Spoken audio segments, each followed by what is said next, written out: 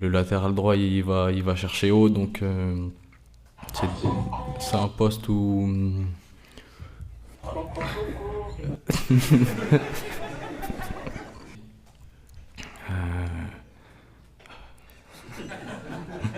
Cinquième jour de la Coupe du Monde et plus qu'un seul à patienter avant le grand début de l'équipe de France demain contre le Sénégal. Ça vous laisse encore un peu de temps pour faire vos provisions de nourriture et de boissons. Et on vous souhaite d'être aussi tranquille que Lamine Yamal quand il fait ses courses aux États-Unis.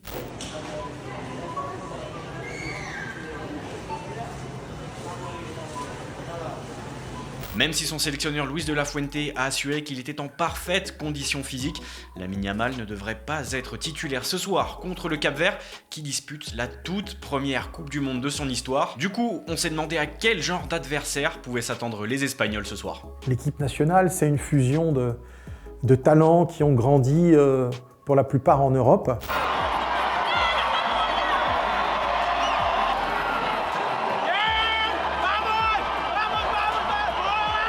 En fait, ils sont retournés au pays surtout pour qualifier la sélection. Ils ont aussi une diaspora très forte au niveau des supporters, en Europe, au Portugal bien sûr, aux États-Unis. Temos conseguido superar todos os nossos limites há mais de 500 anos enquanto nação. E portanto, vamos enfrentar esse jogo com muita dignidade. Parmi les autres rencontres cette nuit, il y a notamment Iran-Nouvelle-Zélande. Les joueurs iraniens sont bien arrivés à Los Angeles pour ce match, dans un contexte forcément tendu, même si un accord de paix a été annoncé cette nuit entre les États-Unis et l'Iran. Plusieurs manifestations ont tout de même eu lieu dans la région de Los Angeles, notamment où aura lieu le match. They do not represent us. We do not support them. Et les forces de l'ordre local se sont particulièrement préparées pour cette rencontre. We have to be prepared for any contingency or any challenge that may happen. So obviously, for all of us, we are paying a lot of attention to the whole event, but Iran does bring a different dynamic because of the current world events. Ce soir, ce sont aussi les grands débuts de la Belgique dans ce mondial qui affrontera l'Égypte. Cette équipe de l'Égypte, elle a fait une bonne CAN puisqu'elle est allée jusqu'en demi-finale. Cette équipe d'Égypte, elle a fait des bons résultats contre l'Espagne en match amical. Arabie Saoudite-Uruguay, c'est l'autre match cette nuit. En 2022, les Saoudiens avaient été les seuls à avoir battu l'Argentine, finalement championne du monde. Alors, avec quelles ambitions arrive l'Arabie Saoudite cette année? Ce qu'il faut, c'est tout simplement avoir un challenge de dire il faut faire mieux que la dernière édition. L'Uruguay, c'est une équipe qui a du potentiel technique, mais aussi athlétique. Est-ce qu'on est capable de rivaliser? Je l'espère. La nuit dernière, la Suède a battu la Tunisie avec notamment une petite pépite de Yassine Ayari. Pour la Suède, le but magnifique de Yassine Ayari. La reprise en première, attention, il tire à l'extérieur de la surface et il va chercher la lucarne en 0 pour la Suède à la 7e minute de jeu face à la Tunisie. À Philadelphie, la Côte d'Ivoire a gagné contre l'Équateur avec un but d'Amad Diallo à la 90e minute. I'm proud of my country, I'm proud of my team, and I'm so happy! Wow! Dans le vestiaire aussi, les éléphants ont bien fêté ça. Lâche pas, mon petit! Petit, tu es fort, petit.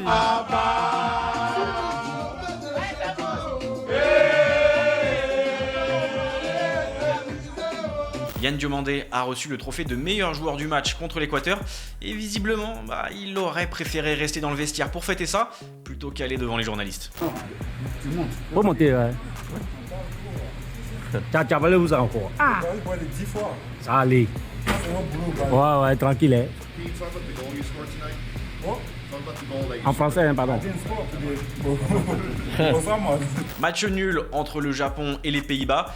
Comme tous les 4 ans, on a bien sûr vu les supporters japonais nettoyer les tribunes après la rencontre, mais nous, on préfère vous montrer le respect des supporters japonais avec ces célébrations en pleine rue qui s'arrêtent dès que le feu passe au vert pour les voitures.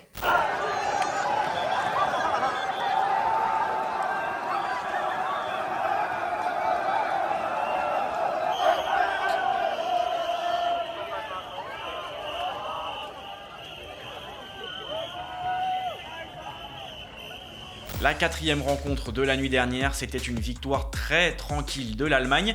Si vous avez jeté un coup d'œil au match, ou si vous avez simplement vu un programme de ce mondial 2026, vous vous êtes peut-être dit Mais c'est le drapeau de quoi ça ? Ça, c'est le drapeau de Curaçao, le plus petit pays de l'histoire de la Coupe du Monde. Et si comme moi, vous pensiez que c'était juste le nom d'un alcool, c'est l'heure du cours de rattrapage. Et justement, en parlant du drapeau de Curaçao, ça nous donne déjà quelques éléments pour en savoir un peu plus sur ce pays. C'est un drapeau très bleu, ce qui fait le lien aussi avec l'équipe. C'est la vague bleue. C'est logique puisque entre la mer des Caraïbes et puis le ciel qui est quand même d'un beau bleu. Coupé par le jaune, et le jaune c'est le territoire mais aussi le soleil sur la sable. Curaçao, c'est une île des Caraïbes au large du Venezuela, une île de seulement 444 km². Ce qui fait à peu près 1000 fois moins que la France. Ou si on pense à une autre île, par exemple la Corse, c'est largement 20 fois plus petit que la Corse. Avec un peu plus de 150 000 habitants seulement, compliqué d'espérer avoir de très nombreux footballeurs talentueux. Pour vous donner une idée, contre l'Allemagne, il y avait environ 4% de la population de Curaçao dans les tribunes du stade de Houston. Alors marquer un but hier soir, c'était forcément historique.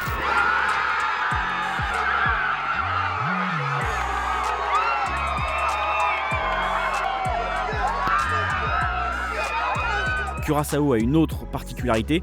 Dans tout son effectif pour le mondial, un seul joueur est né sur l'île. Une île où en plus, le football n'est pas le sport numéro 1. The people are born here on the island with the DNA of baseball.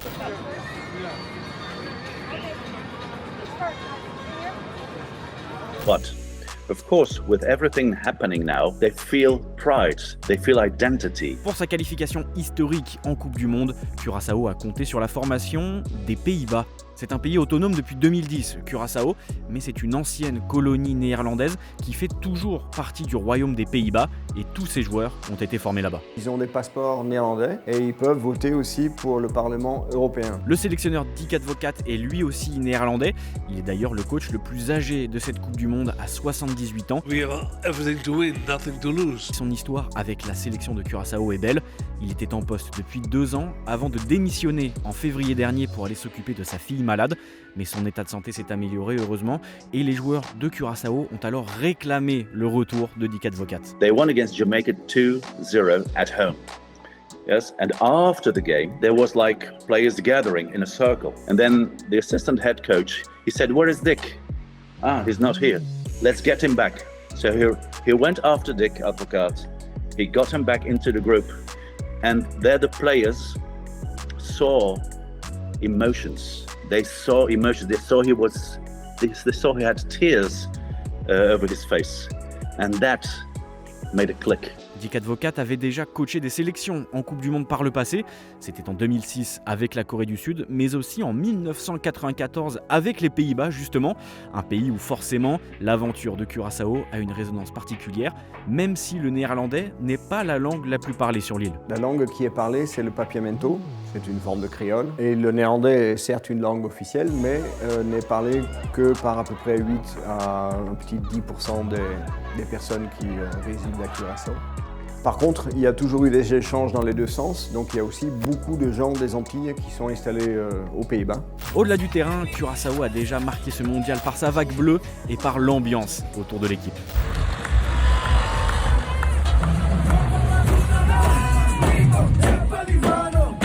They are joyful because you're going to see that in the World Cup. It's a joyful group.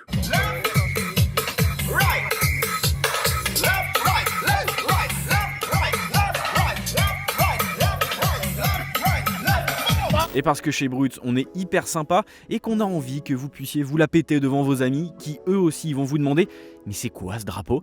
Eh ben on vous donne une info pour briller au barbecue. Il y a 2 étoiles, une pour Curaçao et puis une plus petite parce qu'il y a une petite Curaçao à côté qui est une île inhabitée mais qui fait quand même partie du pays. Avant ce match entre Curaçao et l'Allemagne, une image a fait polémique, celle de l'arbitre australien Sean Evans et de ce signe qu'il fait devant la caméra, un geste qui peut être apparenté simplement au signe OK ou au jeu, où celui qui le regarde reçoit un coup, mais qui est également un geste utilisé par des suprémacistes blancs. La FIFA devrait se prononcer rapidement sur cette affaire. À New York, Rémi a aussi rencontré 2 gars avec un boulot de rêve, être payé pour regarder tous les matchs de la Coupe du Monde. We're being paid $50,000 to watch every game of the World Cup. Ils sont payés $50 000 tout simplement pour regarder les matchs de la Coupe du Monde ici à Times Square à New York dans un cube. Ils ont été embauchés par Fox One après une annonce qui avait été mise en ligne il y a de cela 2 mois où 6000 personnes avaient postulé. C'est Kevin et Austin qui ont été sélectionnés et donc pour ce mois et demi de compétition, ils vont devoir regarder l'intégralité des 104 matchs et vont être rémunérés la somme de 42 500 €. C'est l'équivalent de 50 000 $. Alors comme vous voyez sur ces images, il y a également de nombreux curieux qui viennent prendre des photos pour cette opération marketing. On sait que d'ailleurs à New York, il y aura de nombreux matchs de la Coupe du Monde. We have the best job in the world. We're being paid to watch all 104 World Cup matches. We're being paid $50,000 to watch every game of the World Cup. Wow. But best job in the world. Best job in the world. Best job in the world. C'est aussi dans la région de New York que le Maroc s'est installé pour cette Coupe du Monde. Naïl El Ainaoui a d'ailleurs partagé une vidéo pour vous montrer à quoi ressemblait sa chambre. On vous laisse découvrir tout ça et on vous dit à demain sur Brut pour une nouvelle vidéo sur ce Mondial 2026. Petite visite rapide de la chambre. Donc voilà, ils ont mis une belle affiche sur chaque chambre avec tous les joueurs, histoire de ne pas se tromper. Et voilà, on a la chance que la fédération nous ait mis un bel hôtel pour bien reposer, pour bien se reposer, pour bien récupérer avec la grosse chaleur des États-Unis. On a été bien accueillis avec pas mal de déco qui rappellent un peu le Maroc. Bon, c'est un peu le bordel, j'ai pas encore rangé les bottes, mais on a aussi un petit espace, alors je sais pas si on va le voir à l'extérieur. On fait beaucoup de mobilité, que ce soit avant les entraînements ou il y a le bain froid, bon vous voyez pas trop, mais voilà.